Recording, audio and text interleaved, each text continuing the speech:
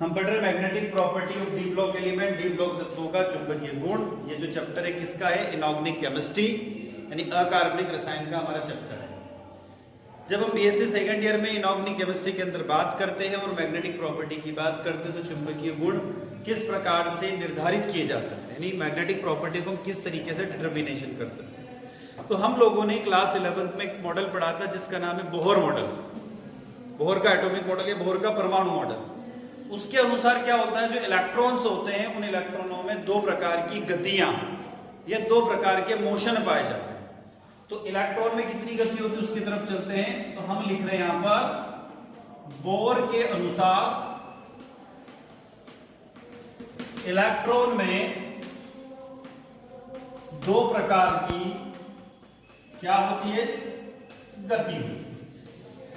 According to Bohr's एग electrons two types of motions are presents. जो दो प्रकार की गतियां होती हैं उन दोनों प्रकार की गतियों के नाम क्या है? तो पहली गति को तो हम बोलते हैं कक्षक गति, ऑर्बिटल मोशन। और दूसरी प्रकार की जो गति होती है उसको कहा जाता है इलेक्ट्रॉन की चक्रण गति, स्पिन मोशन ऑफ इलेक्ट्रॉन्स। तो किसी भी इलेक्ट्रॉन में दो प्रकार की गतियां पाई जाती हैं। कितने प्रकार की गतियां होती? टू टाइप्स ऑफ उसकी गति होती। इसमें चल रहा ना, दो प्रकार की गतियां होती है इसमें। तो दो प्रकार की जो गति होती है उस दो प्रकार की गति को हम कैसे कह रहे हैं? हमने कहा एक तो उसके अंदर होती है मोशन जिसको बोलते हैं कक्षीय गति और दूसरी होती है इलेक्ट्रॉन की चक्रण गति।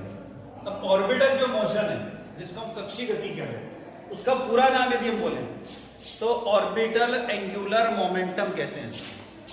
क्या बोलते हैं? ऑर्बिटल एंगुलर मोमेंटम इसको कह सकते हैं। और दूसरी को क्या कह सकते हैं अपन? Spin angular momentum. अब जो दो प्रकार की गतियां होती है उसमें क्या होगा?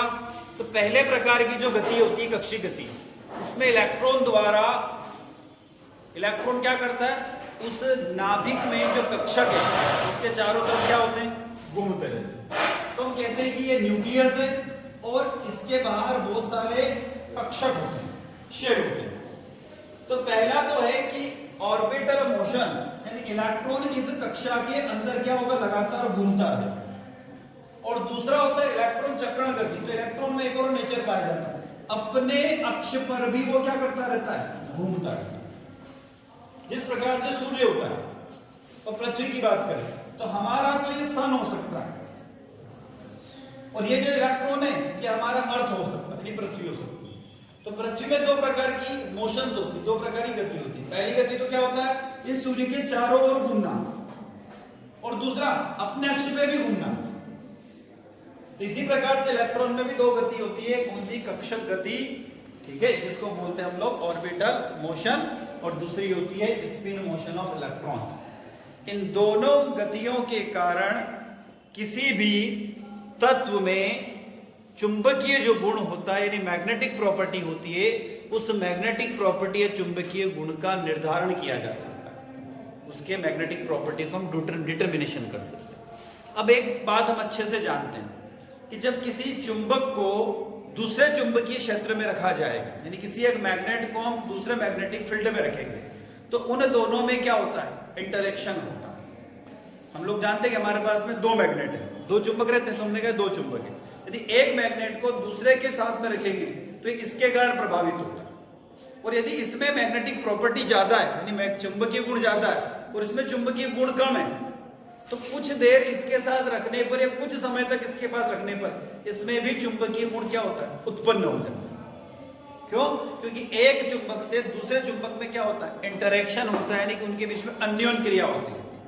और उस इंटरेक्शन यानी अन्योन्य क्रिया के कारण जो चुंबकीय गुण होते हैं उन चुंबकीय गुणों को 5 टाइप्स हम लोग डिवाइड कर सकते हैं।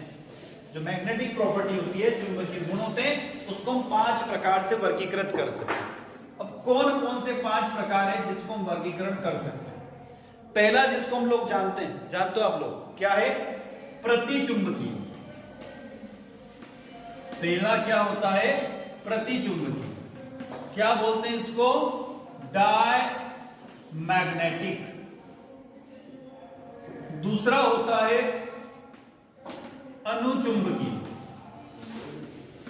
जिसको कहा जाता है पैरामैग्नेटिक।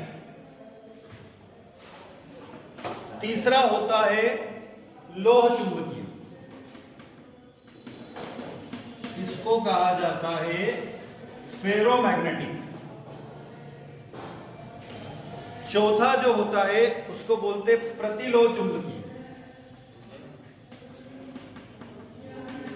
प्रतिलोह चुंबकीय यानी एंटी फेरोमैग्नेटिक।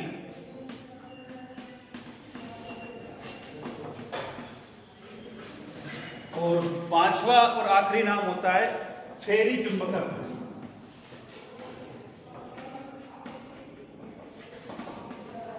फेरी चुंबकत्व यानी फेरी मैग्नेटिज्म या मैग्नेटिक या मैग्नेटिज्म। तो चुंबकीय, एक चुंबक को दूसरे चुंबक क्षेत्र में रखने पर उसमें कितने तरह के चुंबकीय गुण यानी मैग्नेटिक प्रॉपर्टी डेवलप हो सकती है? क्या हो सकती है? इतनी मैग्नेटिक प्रॉपर्टी क्या हो सकती है? डेवलप हो सकती है। जब इतनी मैग्नेटिक प्रॉपर्टी डेवलप हो रही तो इन सभी यानी पांचों प्रकार के चुंबकीय गुणों को क्या करते हैं? वन बाय वन समझते हैं कि कौन सा क्या होता है। सबसे पहला नाम हमने लिखा, उसी की तरफ चलते हैं। सबसे पहला नाम क्या है? प्रतिचुंबकीय यानी डायमैग्नेटिक। इन सबको हटा देता हूं, उसके बारे में बात करते हैं, यानी वन बाय वन सबको समझते हैं हम लोग। जब हम पढ़ने जा रहे हैं पहला प्रतिचुंबकीय यानी डायमैग्नेटिक, तो प्रतिचुंबकीय पदार्थ या डायमैग्नेटिक सब्सटेंस किसे कहते हैं? कुछ आइडिया आप लोगों को? प्रतिचुंबकीय पदार्थ किसे कहते हैं? डायमैग्नेटिक प्रॉपर्टी प्रतिचुंबकीय पदार्थ किसे कहोगे आप लोग? प्रतिचुंबकीय पदार्थ यदि हम लिखें इसकी डेफिनेशन, तो वे पदार्थ होते हैं जो चुंबकीय क्षेत्र में आकर्षित नहीं होते हैं।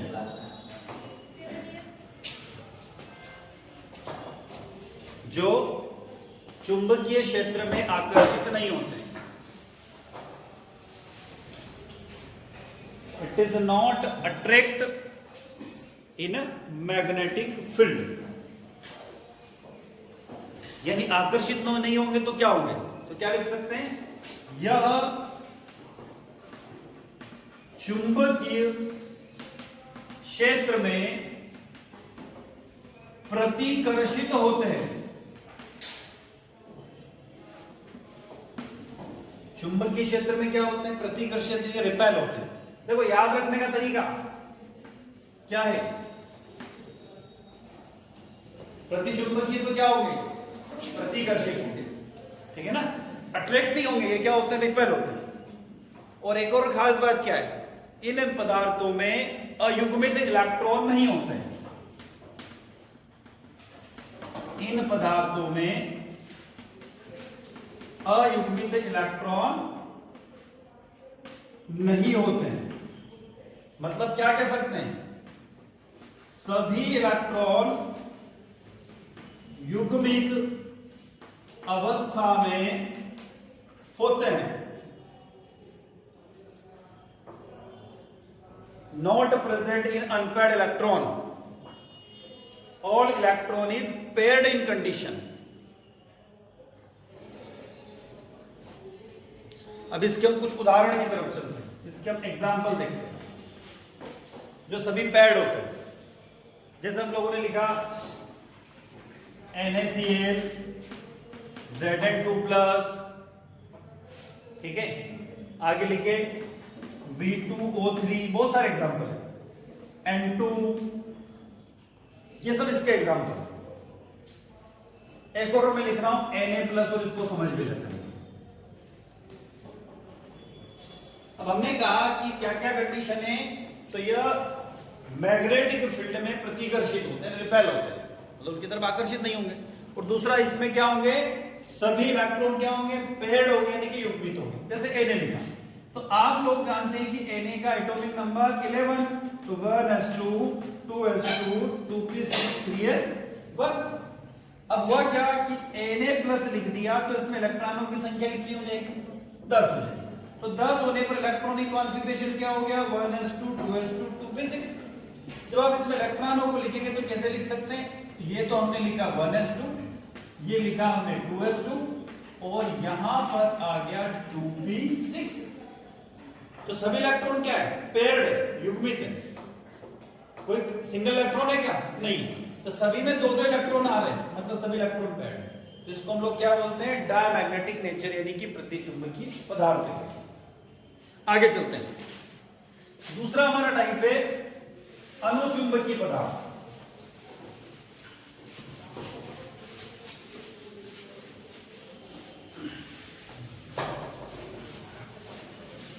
सेकेंड,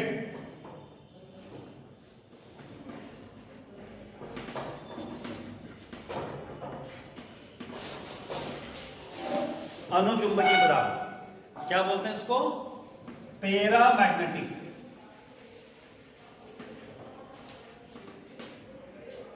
तो डायमैग्नेटिक से क्या हो जाएगा, अपोजिट हो जाएगा। क्या लिख सकते हैं, हमने वहां क्या लिखा था, ये आकर्षित नहीं होता है, तो ये क्या हो जाएगा, आकर्षित होता है।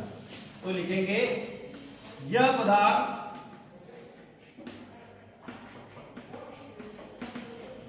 चुंबकीय क्षेत्र में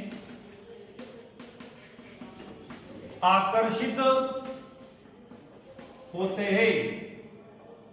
it is attract in magnetic field. याद रखने का तरीका, अणु से आकर्षित और वह प्रति से प्रतिकर्षित, याद रखने का तरीका है, ठीक है। अब उसमें इलेक्ट्रॉन सब क्या थे, युग्मित थे। तो इसमें क्या लिखोगे, इसमें इलेक्ट्रॉन अयुग्मित अवस्था में पाए जाते हैं। Electron present in unpaired condition. Electron किस में होंगे, अनपेयर्ड कंडीशन में होंगे, ठीक है।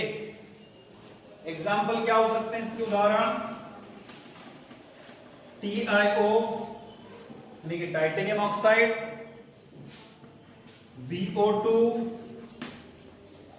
CuO, O2, Cu plus, sorry Cu2 plus, और Fe3 प्लस।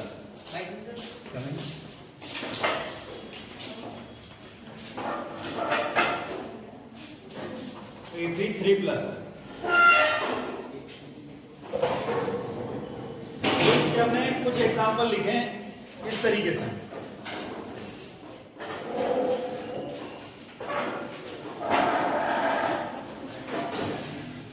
अब इसमें से एग्जाम्पल को हम समझ लेते हैं कि आखिरकार होता क्या है। तो होगी बात हो गई।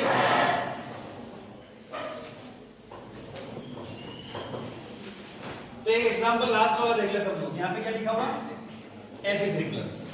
अब देखो Fe3 प्लस में किस तरीके से मैग्नेटिक प्रॉपर्टी आती है उसको देखो।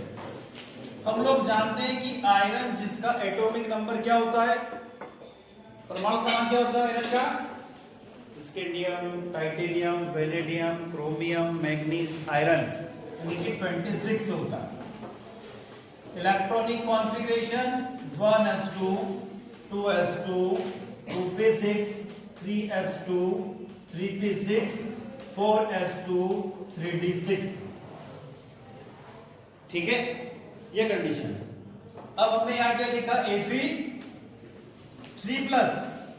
नंबर्स ऑफ इलेक्ट्रॉन कितने हो गए इसके अंदर, 23। 3 इलेक्ट्रॉन कम हो जाते हैं। जब 3 इलेक्ट्रॉनों की डेफिशिएंसी हुई, कम हो गए, तो देखो कौन कौन से कम हुए, तो 2 इलेक्ट्रॉन तो यहां से निकलेंगे और 1 इलेक्ट्रॉन यहां से निकलेगा। तो यहां कितने बच जाएंगे?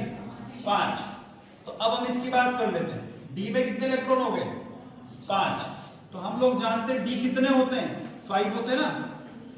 D dxy dyz dzx dx² minus y² dz²। तो यहां पर सभी इलेक्ट्रॉन क्या है? अनपेयर्ड है, अयुग्मित है। तो पांचों के पांचों इलेक्ट्रॉन क्या है? अयुग्मित। तो अयुग्मित होने के कारण ये क्या हो गया? अ से अयुग्मित, अ से अनुचुंबकीय। याद रखना है बोलते क्लियर है? अ से अयुग्मित, ठीक है, और अ से अनुचुंबकीय, अ से आकर्षित, ठीक है। इस तरीके से हम इसको याद कर सकते हैं। तो ये तो था हमारा कौन सा? अनुचुंबकीय पदार्थ। तो ऐसे सब्सटेंस है, ऐसे पदार्थ जो क्या होते हैं? चुंबकीय क्षेत्र में आकर्षित होते हैं, जिसमें अयुग्मित इलेक्ट्रॉन पाए जाते हैं, उनको हम लोग क्या बोलते हैं? अनुचुंबकीय पदार्थ कहते हैं, जिसको पैरामैग्नेटिक सब्सटेंस कहा जाता है। तीसरे की तरफ चलते हैं।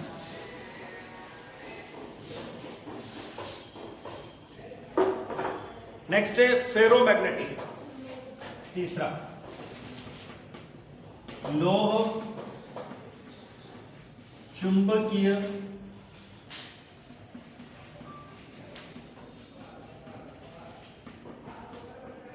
फेरोमैग्नेटिक। अब लोह चुंबकत्व यानी फेरोमैग्नेटिक क्या होता है?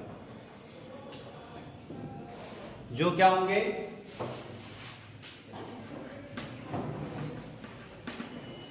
चुंबकीय क्षेत्र में प्रबलता से आकर्षित होते हैं।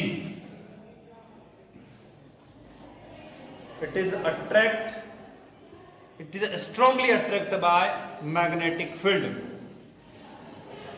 ठीक है। इनमें स्थायी चुंबकत्व पाया जाता है।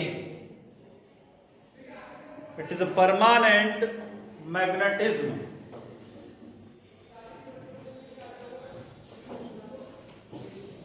इसके बढ़िया से एग्जांपल क्या है?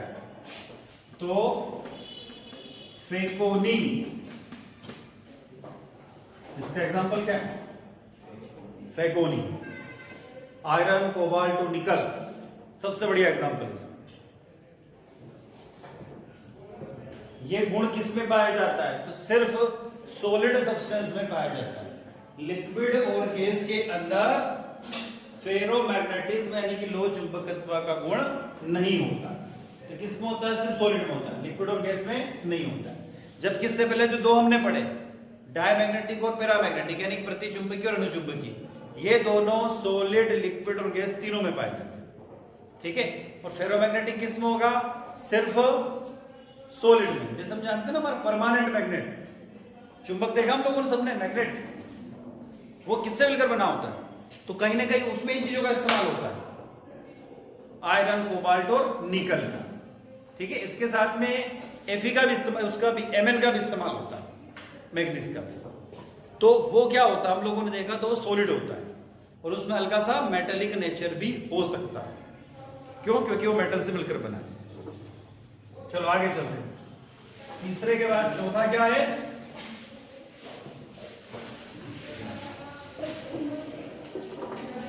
एंटी फेरोमैग्नेटिज्म, है ना। चौथा है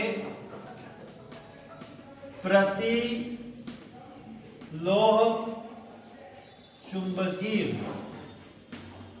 एंटी फेरो मैग्नेटिक।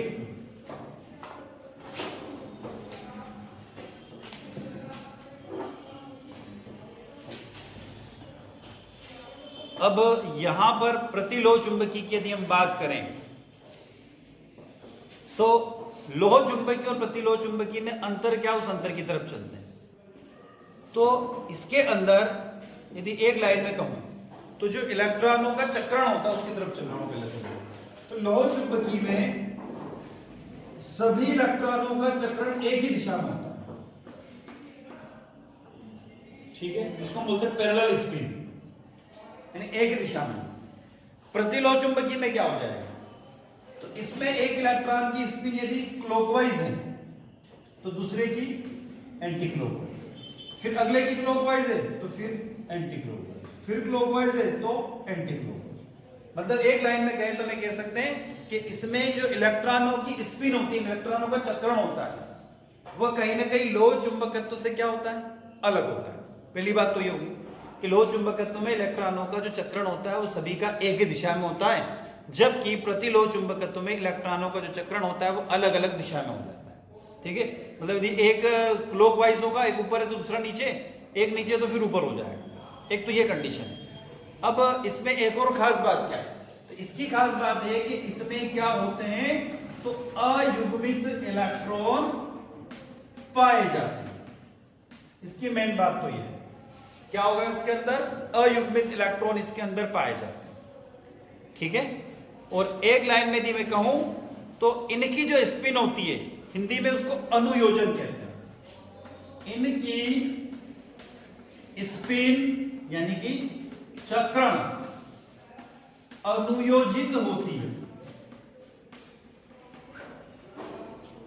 इंग्लिश में इसको बोलते हैं अलाइनमेंट। अलाइनमेंट का मतलब होता है क्लॉकवाइज दूसरा एंटी क्लॉकवाइज, फिर क्लॉकवाइज फिर एंटी क्लॉकवाइज। और ऐसी स्थिति में जो कुल चुंबकीय आघूर्ण है, हम क्या लिख रहे हैं, कुल चुंबकीय आघूर्ण, वो क्या हो जाएगा, शून्य होता है, नेट मैग्नेटिक मोमेंट जीरो होता है। क्यों होता है, तो देखो एक की स्पिन यदि ऊपर होगी तो एक की नीचे होगी, तो एक दूसरे को क्या कर रही है, कैंसिल कर रही है, फिर एक के ऊपर फिर एक के नीचे, फिर कैंसिल हो गया, फिर एक के ऊपर फिर एक के नीचे, कैंसिल हो गया। तो नेट जो रिजल्ट आएगा निकल कर, उसमें क्या होता है, चुंबकीय आघूर्ण जीरो हो जाता है। इसके एग्जाम्पल क्या है, तो इसका एग्जाम्पल है MnO Mn2O3, इसके जो उदाहरण है आगे लिखे तो Fe2O3 एटसेट्रा।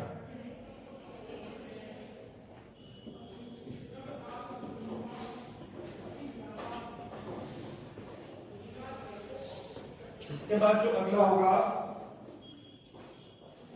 आखिरी हम पढ़ेंगे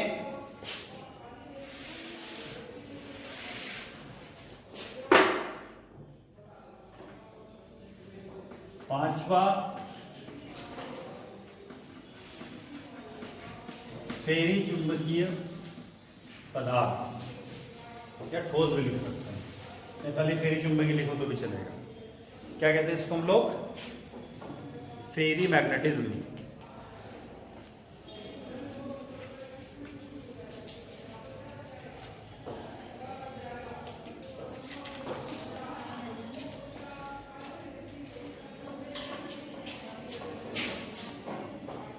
तो फेरी मैग्नेटिज्म में क्या होता है, जो भी हमने पढ़ा एंटी फेरोमैग्नेटिज्म और एंटी फेरोमैग्नेटिज्म में हल्का सा अंतर है। अंतर क्या है उसकी तरफ चलते हैं। हमने कहा था कि इससे पहले जो हम पढ़ रहे थे फेरोमैग्नेटिक में, उसमें एक तो अयुग्मित इलेक्ट्रॉन हमने लिखा था, इनकी जो चक्रण होती है वह अनुयोजित होती है, मतलब कि एक क्लॉकवाइज एक एंटी क्लॉकवाइज होती है, और कुल चुंबकीय आघूर्ण उसका शून्य था। इसमें और उसमें डिफरेंस क्या है, तो इसमें अयुग्मित इलेक्ट्रॉन तो पाए जाते हैं, किंतु नेट ये जो लिखा हमने कुल चुंबकीय आघूर्ण वह शून्य नहीं होता है। कंडीशन तो यही है, अयुग्मित इलेक्ट्रॉन पाए जाएंगे, किंतु क्या होते हैं, इलेक्ट्रॉनों का जो चक्रण है वो शून्य नहीं होगा। एक और बात, इनमें चक्रण क्या होती है, समांतर और प्रति समांतर होती है, यानी जो स्पिन होगी वो पैरेलल और एंटी पैरेलल दोनों होगी। अब कैसे होगी, देखो ये तो था हमारा लोह चुंबकत्व, ये था प्रतिलोह चुंबकत्व, और ये फेरी चुंबकत्व की बात करें तो देखो इलेक्ट्रॉन यदि दो क्लॉकवाइज में है तो एक एंटी क्लॉकवाइज में हो जाएगा, तो फिर वापस दो क्लॉकवाइज में है तो एक क्या हो जाएगा, एंटी क्लॉकवाइज। तो इसमें समांतर और प्रति समांतर फिर समांतर और फिर प्रति समांतर, यानी पैरेलल और एंटी पैरेलल, फिर पैरेलल और एंटी पैरेलल, दोनों प्रकार की स्पिन या चक्रण पाया जाता है। बात क्या है, इलेक्ट्रॉन क्या होना चाहिए, अयुग्मित यानी कि अनपेड होना चाहिए। तो ऐसी कंडीशन में नेट चुंबकीय आघूर्ण वो क्या होगा, जीरो नहीं होता, क्योंकि इन दोनों के कारण तो जीरो हो गया, फिर इन दोनों के कारण जीरो हो गया, पर इन दोनों के कारण जीरो नहीं हो पाता, इसलिए नेट मैग्नेटिक मोमेंट जीरो नहीं होगा।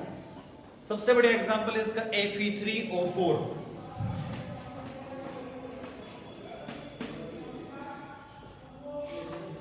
तो ये तो हमने पढ़ा था 5 टाइप का जो चुंबकीय आघूर्ण होते हैं, ठीक है, मैग्नेटिक प्रॉपर्टी होती है, उसको हम लोगों ने यहां पर स्टडी कर ली।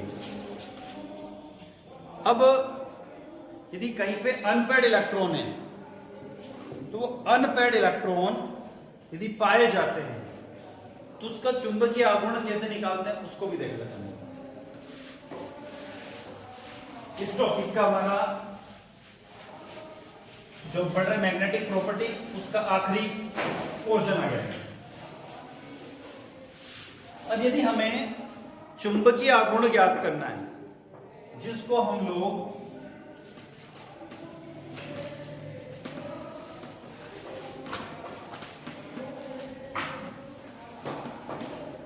मैग्नेटिक मोमेंट कहते हैं, उसको निकाला कैसे जाता है? तो मैग्नेटिक मोमेंट यानी चुंबकीय आघूर्णों को डिनोटेड किया जाता है म्यू से। फार्मूला है mu equal to n+2। n का मतलब है अनपेड इलेक्ट्रॉन, हिंदी में लिखो तो आप लिख सकते हो अयुग्मित इलेक्ट्रॉन। यहां पर हम एक टेबल के द्वारा इसको समझते हैं, ठीक है, मैं टेबल बना रहा हूं, उसके द्वारा इसको समझ लेते हैं। स्कैंडियम के ऊपर कितना चार्ज है, 3+ चार्ज है। तो जब स्कैंडियम के ऊपर 3+ चार्ज है तो हम लोग जानते हैं कि स्कैंडियम का एटॉमिक नंबर कितना होता है, 21। आखिरी बात कर रहा हूं, लास्ट में लिखते हैं 4s2 3d1, ठीक है। अब इसमें से एक इलेक्ट्रॉन ही चला गया, दो ही चले गए, तीनों चले गए, क्या डी में कोई इलेक्ट्रॉन है क्या, नहीं, तो डी 0। 5 मिनट रुको आपको, डी क्या हो गया, 0। तो यदि हमारे पास जो फार्मूला है n+2 में 0 रखेंगे, 0 रखेंगे तो आंसर क्या आएगा, ठीक। आगे चलते हैं टाइटेनियम। टाइटेनियम का स्कैंडियम और titanium atomic number 22, electronic configuration होता है 4s2।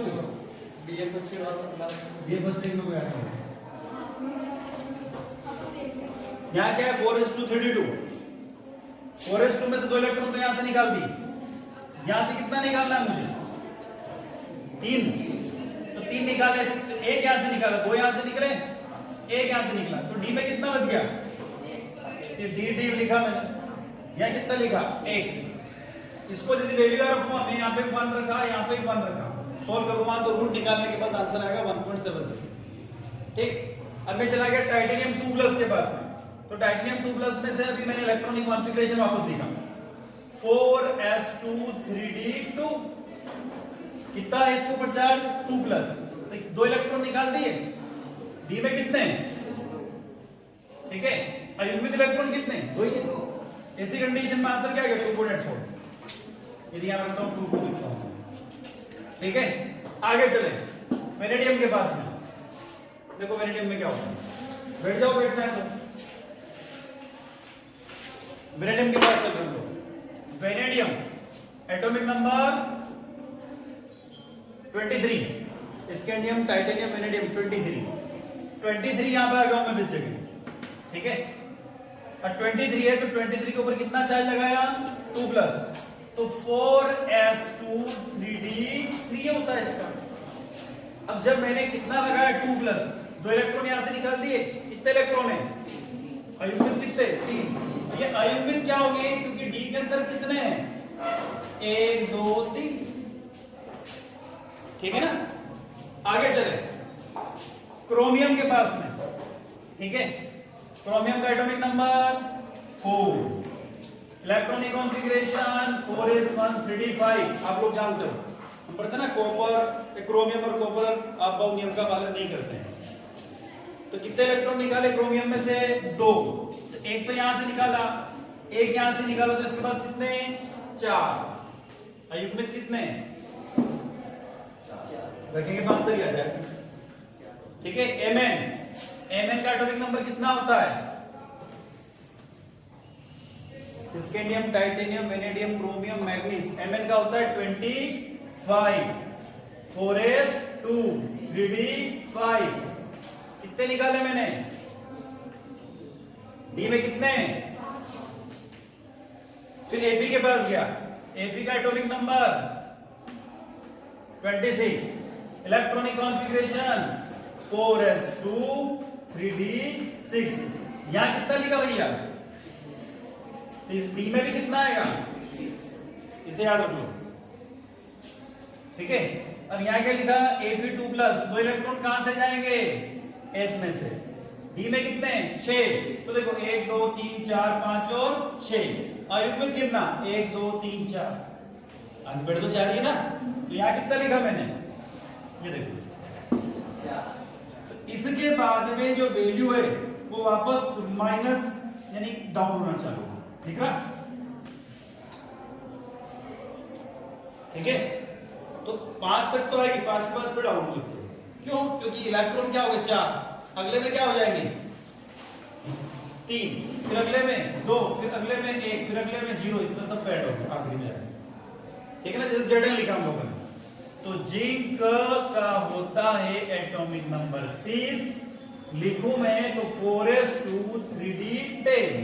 2 इलेक्ट्रॉन कहां से निकाल दिए? S में से। तो डी में सब क्या हो गया? पैड हो गया। क्लियर है ना? इस तरीके से हम लोग मैग्नेटिक मोमेंट यानी चुंबकीय आघूर्ण का पता कर सकते हैं। ठीक। तो ये था हमारी फर्स्ट यूनिट इसकी इनऑर्गेनिक केमिस्ट्री। इसके बाद जो हमारा चैप्टर आएगा उसके अंदर हम पढ़ेंगे कार्बाइड्स और oxides of D block elements. ठीक है। 3D ब्लॉक के कार्बाइड्स और ऑक्साइड्स। इसके बाद का